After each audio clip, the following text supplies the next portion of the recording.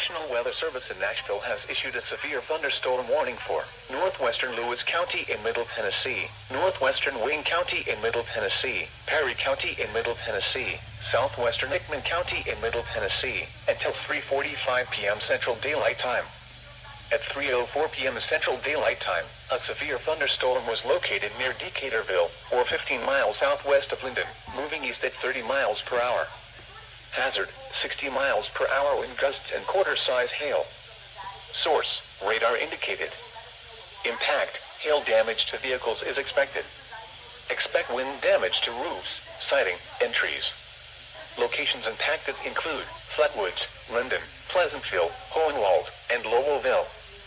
For your protection, move to an interior room on the lowest floor of a building.